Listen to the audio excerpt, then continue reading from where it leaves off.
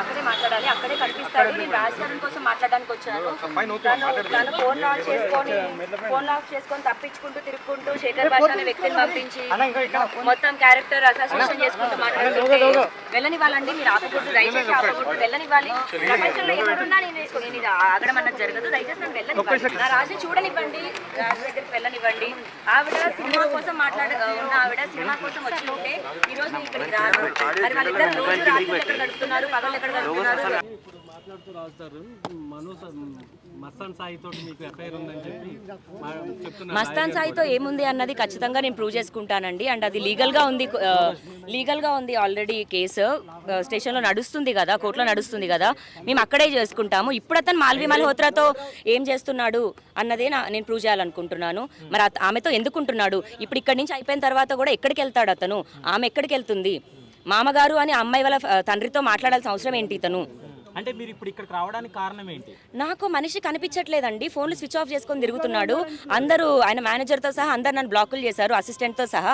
ఇంకెక్కడికైనా వెళ్ళను నేను.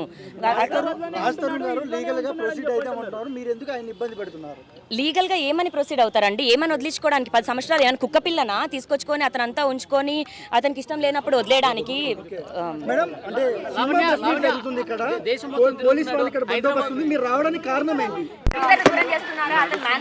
దూరం చేస్తున్నాడో నాకు తెలీదు. రాజ్ తరుణ్ ఇప్పుడు ఈ రోజు ఇక్కడ నుంచి ఎలా వెళ్తాడు సమాధానం చెప్పకుండా? 10 సంవత్సరాలు ఉండి వదిలేస్తాను, మీద అసలు కావాలని తను అలిగేషన్ చేస్తుంది. అసలు తన మీద నాకు ఎటువంటి ఇది లేదు. నా ఫ్యామిలీ అంతా సరే అండి. ఈ రోజు ఇప్పుడు మీరు రండి, వాళ్ళు ఎక్కడున్నారో అక్కడికి ఫాలో అవుదాం. సినిమా కోసం వచ్చిన ఆమె ఇక్కడ అయిపోయిన తర్వాత ఎక్కడికి వెళ్ళాలి? ఆమె స్టే చేస్తున్న హోటల్కి వెళ్ళాలి. రాజ్ తరుణ్తో ఎందుకు ఉంటుంది? రాజ్ తరుణ్తో ఎందుకు సంసారం చేస్తుంది? రాజ్ తరుణ్తో దగ్గర 35 lakhs మరి ఆమె అన్ని కొనిచ్చుకుంది. ఇప్పుడు ఆమె ఇంట్లో ఉన్న టీవీతో సహా మరి అన్ని రాజ్ తరుణ్తో ఎందుకు చేయించుకుంది? జస్ట్ కో యాక్టర్ అని చేయించుకుందా అండి? లేకపోతే రాజ్ తరుణ్ ఆమెకి ప్రొడ్యూసర్ ఆమె సినిమాకి?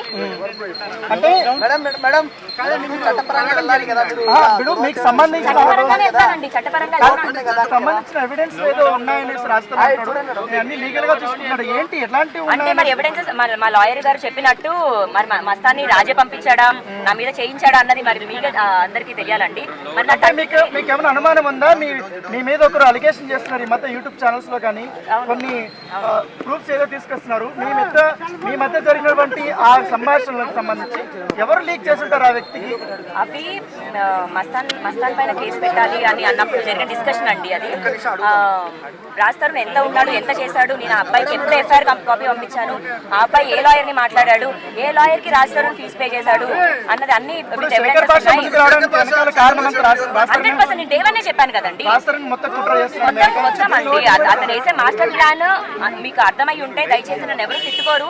మరి రాజ్ తరుణ్ ఫ్యాన్స్ అందరూ ఫ్రెండ్స్ అందరూ అతనికి సపోర్ట్ చేయొచ్చు, బట్ నన్ను అలాంటి బూతులు తిట్టడం అన్నది అప్పుడు యోగేష్ మీద ప్లాన్ చేసినట్టు మీ మీద కూడా ఏమైనా ప్లాన్ చేస్తున్నాను. నన్ను చేస్తేనే ఇవాళ హెల్ప్ అని బయటకు వచ్చానండి. నన్ను జైలుకి పంపించిన వాళ్ళు నన్ను చంపలేరా? నేను డ్రగ్స్ అమ్మలేదు, నాకు అలాంటి బతుకు నేను ఎప్పటికీ బతకను. రోడ్డు మీద చెప్పులన్నా తుడుచుకుంటూ బతుకుతానేమో కానీ ఆఖరికి ఇంకా కాళ్ళ చేయి ఇరుగుతే అడుక్కుంటూ బతుకుతానేమో కానీ అలాంటి లుచ్చా పని అయితే నేను చేయను. నన్ను అలాంటి పని చేశాను, నన్ను లుచ్చాను అన్న మహానుభావుడు లుచ్చా అయి ఉంటాడు. అది 2 ఎడిటెడ్ కాల్స్ అండి, 2 ఒరిజినల్స్ కూడా నా దగ్గర ఉన్నాయి. శేఖర్ భాష పేడ్ ఆర్టిస్ట్ అని అందరికీ మీకు అర్థమై ఉండాలి. స్వచ్ఛందంగా వచ్చాను నేను, నాకు రాష్ట్రం పిలవలేదు. స్వచ్ఛందంగా ఫ్రెండ్స్ తో దిగిన ఫోటోల్ని కూడా చూపించి అవి ఏదో వాళ్ళతో ఇంకా అసభ్యంగా ఉన్నారన్నట్టు క్రియేట్ చేస్తున్నారు. గోవాలో మేము ఒక సాంగ్ షూట్ చేసాము.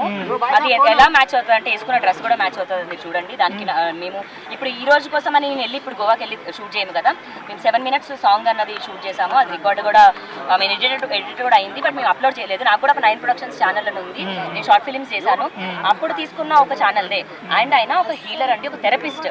ఓకే, ఒక థెరపిస్ట్ ని పట్టుకొని ఫారినర్ కదా పెట్లర్ డ్రగ్ అని మాట్లాడేస్తే తప్పు. అది ఎవరికి ఉండాల్సిన ప్రొఫెషన్ వాళ్ళకు ఉంది. అంటే శేఖర్ భాష మాత్రమే కదా ఇక్కడ మగజాతి ఆనిముత్యము, మగవాళ్ళకి అన్యాయం జరిగిందని వచ్చాడు కాబట్టి అతనికి అతని ప్రొఫెషన్ లో అతను మిగతా వాళ్ళందరినీ అలాగే వేస్తున్నాడు.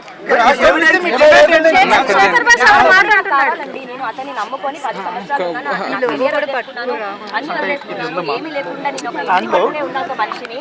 నాకు రాజధాని కావాలి. ఈ రోజు నాకు వదిలేస్తాడు, సమాధానం చెప్పకుండా వదిలేస్తాడు. పెళ్లి కాకుండా మొగుడు ఎలా అంటారు అంటే బహిరంగంగా మీరు పెళ్లి చేసుకోలేదు కదా. అవునండి, ఇప్పుడు పెళ్లి అన్న కాన్సెప్ట్ అది నాకు మనిషి ఇచ్చాడు, నా మీద ఏమన్నది